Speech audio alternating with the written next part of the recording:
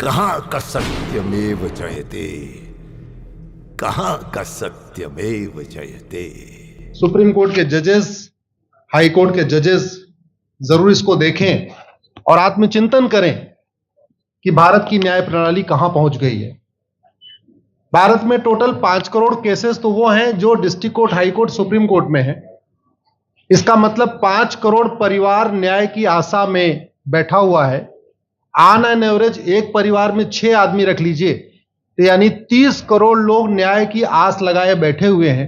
30 करोड़ का मतलब एक अमेरिका, 30 करोड़ का मतलब 15 ऑस्ट्रेलिया, 30 करोड़ का मतलब 7 कनाडा, 30 करोड़ का मतलब 1.5 ब्राजील। इतने लोग भारत में न्याय की आस में बैठे हुए हैं। और ये 5 करोड़ केस तो वो हैं जो district court, high court, supreme court में है। इसके पैरेलल हमारे देश में एक और जुडिशियल सिस्टम है, उसको कहते हैं तहसीलदार, एसडीएम, एडीएम, डीएम, कमिश्नर, जहां पे चकबंदी के मुकदमे चलते हैं। वो इस 5 करोड़ में काउंटेड नहीं है। जो तहसीलदार के यहां मुकदमा होता है, एसडीएम के यहां मुकदमा होता है, एडीएम के यहां होता है, डीएम के यहां होता है, चकबंदी अधिकारी जिसको सीओ कहते हैं, डीडीसी कहते हैं, एसओसी कहते हैं, वो एक इसके पैरेलल में है। और 5 करोड़ मुकदमे वहां पे भी चल रहे हैं।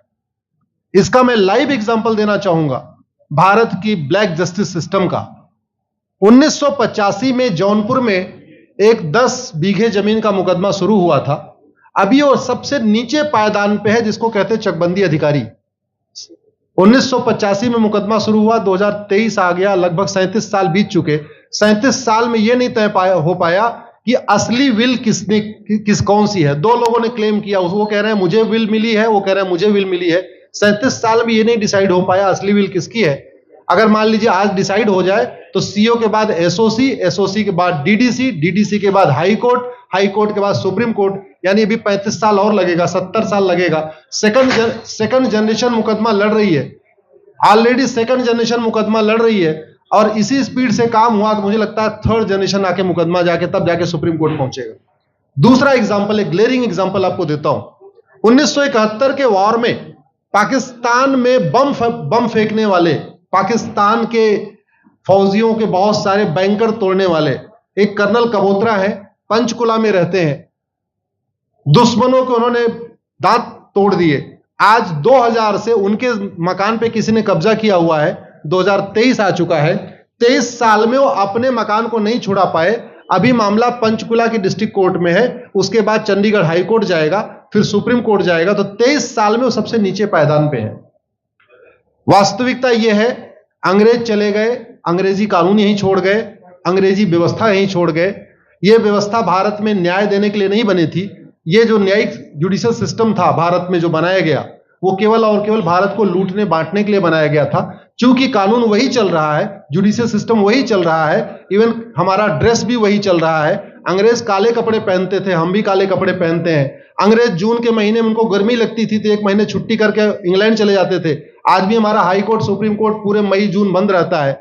अंग्रेजों को क्रिसमस के टाइम में दिसंबर में छुट्टी मनाना जाना होता था, 1 महीने छुट्टी कर चले जाते थे।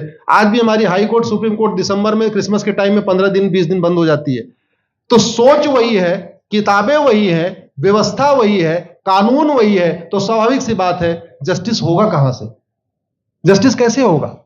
हम 2023 में 1860 का इंडियन पिनल कोड लेके घूम रहे, 1861 का पुलिस एक्ट लेके घूम रहे, गवाहों के बयान 1872 के कानून से हो रहे।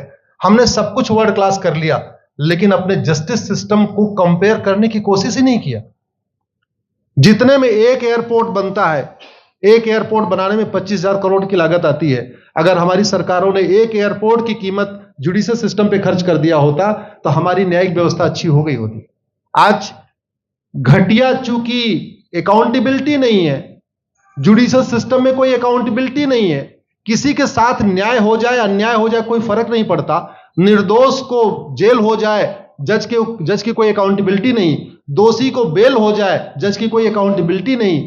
लाखों लाख लोग जेल में सड़ रहे हैं, लाखों धोखेबाज भ्रष्टाचारी बाहर घूम रहे हैं। मूल कारण है ब्लैक जस्टिस सिस्टम। आपने बहुत अच्छा, आपने इसमें वेब सीरीज बनाया है। और इस देश में world class airport, world class highway, world class shopping mall, सब कुछ वर्ल्ड क्लास बना लिया। इनफैक्ट अपना मोबाइल का डेटा सुरक्षित रखने के लिए हमारे सांसद, विधायक, जज आईफोन भी यूज करते हैं। अमेरिका का आईफोन यूज करते हैं हमारा डेटा सुरक्षित हो जाए। लेकिन भारत सुरक्षित हो जाए उसके लिए यह नहीं देखते कि जापान में कौन सा कानून है, अमेरिका में कौन सा कानून है, सिंगापुर में क्या अच्छा चल रहा है। कनाडा में रेंट का मामला एक डेट में खत्म होता है। सिंगापुर में अभी कुछ दिन पहले एक व्यक्ति के पास 900 ग्राम गांजा पाया गया, उसको फांसी हुई है। दोबारा वहां ड्रग स्मगलिंग होगी क्या? तो भारत में चाहे वो ड्रग स्मगलिंग है, माफिया राज है, ह्यूमन ट्रैफिकिंग है, इन सब के लिए हमारा जस्टिस सिस्टम जिम्मेदार है। कोई भी अपराध होता है उसमें दो पक्ष होता है, एक पीड़ित, एक अपराध करने वाला। जो पीड़ित होता है वो चाहता है जल्दी उसको न्याय मिल जाए, अपराध करने वाला चाहता है मुकदमा लंबा चले। भारत का न्यायिक सिस्टम अपराध करने वाले के साथ खड़ा है। बलात्कारी चाहता है उसका मुकदमा 30 साल चले और मुकदमा 30 साल चलता है। भू माफिया चाहता है कि गरीब की जमीन पे कब्जा कर ले, उसका मुकदमा 50 साल चले और आज की डेट में मुकदमा 50 साल चल रहा है। इसका मतलब वर्तमान न्यायिक सिस्टम बलात्कारी के पक्ष में है, भू माफिया के पक्ष में है, ड्रग स्मगलर के पक्ष में है, ह्यूमन ट्रैफिकर के पक्ष में है, नक्सलियों के पक्ष में है, माओवादियों के पक्ष में है, जो लोग देश विरोधी काम कर रहे हैं उनके पक्ष में है।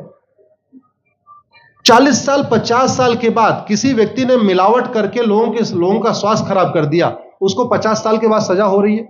इस बीच उसने कम से कम पता नहीं कितने लोगों का और भी कर दिया। तो ये जो जस्टिस सिस्टम होता है दवा की तरीके काम करता है। जैसे दवा अच्छी होती है बीमारी तुरंत ठीक हो जाती है, अगर दवा घटिया होती है तो बीमारी बढ़ जाती है। दवा खाने के बाद शरीर एज इट इज नहीं रहता, या तो बीमारी ठीक होती है या तो बीमारी बढ़ती है। अगर कोई आदमी एक गांव में किसी के साथ कुछ गलत कर दे, उसको 6 महीने के अंदर सजा हो जाए, साल भर के अंदर हो जाए, दूसरा अपराध वहां नहीं होगा। लेकिन अगर उस व्यक्ति को पनिशमेंट नहीं मिला तो स्वाभाविक सी बात है उसने उसको और मोटिवेट कर दिया। कहते नहीं ऐसे बुखार है, तुरंत 2 गोली खाइए बुखार ठीक हो गया, लेकिन अगर आपने दवा नहीं खाई या गलत दवा खा लिया तो टाइफाइड होगा या निमोनिया होगा। दुर्भाग्यवश ये हमारा जस्टिस सिस्टम यही कर रहा है। आज की डेट में जितनी समस्याएं हैं, चाहे वो घूसखोरी है, जमाखोरी है, मिलावटखोरी है, कालाबाजारी है, नशा तस्करी है, मानव तस्करी है, सोना तस्करी है, ड्रग स्मगलिंग है, या नक्सलवाद है, या माओवाद है, या कट्टरवाद है, जो भी समस्याएं हैं, उसका एक बहुत बड़ा कारण यह है कि हमारा जस्टिस सिस्टम उसको टैकल नहीं कर पा रहा है, उसको पकड़ नहीं पा रहा है। और इसीलिए भारत में अराजकता है। मैं तो इतने जानता हूं, ऐसी कोई बीमारी नहीं जिसकी कोई दवाई नहीं, ऐसी कोई समस्या नहीं जिसका कोई समाधान नहीं। हम हर चीज के लिए बाहर से चीजें खरीदते हैं, तो हम ये क्यों नहीं देख रहे हैं कि आखिर चाइना का जस्टिस सिस्टम कैसा है, सिंगापुर का कैसा है, कनाडा का कैसा है, फ्रांस का कैसा है और अमेरिका का कैसा है। हम क्यों नहीं बेस्ट प्रैक्टिसेस उनकी अडॉप्ट कर लेते। दुनिया के कई देशों ने नार्को पॉलीग्राफ ब्रेन मैपिंग कानून बना दिया। मेरी बहन दीपिका नारायण बैठी हुई है, ये लगातार फॉल्स केसेस के खिलाफ, इनको मैं देखता रहता हूं, एक्टिव रहती है। एक कानून बन जाए नार्को पॉलीग्राफ ब्रेन मैपिंग और कंप्लेन पे अंडरटेकिंग ले लिया जाए कि जो कुछ मैं शिकायत कर रहा हूं इसके लिए मैं अपना नार्को पॉलीग्राफ ब्रेन मैपिंग कराने के लिए तैयार हूं, हजारों की संख्या में फेक केसेस खुद ही खत्म हो जाएंगे। आज की डेट में लोग जुडिशरी की लापरवाही के साथ साथ फर्जी केस से परेशान है, फर्जी गवाही से परेशान है, फर्जी एफआईआर से परेशान है, हजारों परिवार परेशान है। कई बार देखा गया कि जो फैमिली के केसेस होते हैं उसमें कितने सारे फेक केसेस भी आ रहे हैं। तो जो वास्तव में दोषी हैं उनको पनिशमेंट नहीं मिल पा रहा है, जो निर्दोष हैं उनके खिलाफ फर्जी केसेस हो रहे हैं। आज की डेट में गांव में एक दबंग अगर जमीन कब्जा कर लेता है, किसी की हिम्मत नहीं पड़ती उसके खिलाफ कोई गवाही दे दे। लोगों को अपनी जमीन छुड़ाने में 30-30 साल लड़ना पड़ रहा है, 35 साल लड़ना पड़ रहा है। अगर 30 साल 35 साल के बाद कक्कड़ जी उसको अपनी जमीन मिल भी गई तो उसके साथ न्याय कहां हुआ? 35 साल में उसका टाइम बर्बाद हो गया, 35 साल में उसका पैसा बर्बाद हो गया, 35 साल वो मेंटल ट्रॉमा में रहा, 35 साल उसने तारीख पे तारीख झेली है। और मैं तो डिस्ट्रिक्ट कोर्ट में कई बार जाके देखा, ऐसे परिवारों को देखता हूं जिनके पास बस से आने के लिए पैसा नहीं है, साइकिल से आते हैं। ऐसे परिवारों को देखता हूं जो चाय नहीं पी सकते अपने पैसे से, बेचारे घर से रोटी बांध के और अचार लेके आते हैं, लेकिन वहां मजबूरी में वकील को पैसा देते हैं। तो हमारी कोर्ट कचहरी वास्तव में दलाली का अड्डा बन गया है। हमारी कोर्ट कचहरी भ्रष्टाचार का अड्डा बन गया है। और मैं दुख के साथ कहना चाहूंगा, अदालतों में न्याय हो नहीं रहा है, बल्कि न्याय बिक रहा है। जिनके पास पैसा है, वो उन्होंने कितना बड़ा क्राइम किया हो, मर्डर किया हो, रेप किया हो, उनको जमानत हो रही है। और जिनके पास नहीं है, वो बेचारे जेल में सड़ रहे हैं। कई बार तो देखा गया, मैंने मेरे मर्डर किया एक्स अनंत सिंह ने, लेकिन एक्स अनंत सिंह बाहुबली थे, उन्होंने थानेदार को 20 लाख रुपए दिया, वो वाई अनंत सिंह को लेकर जेल में डाल दिया।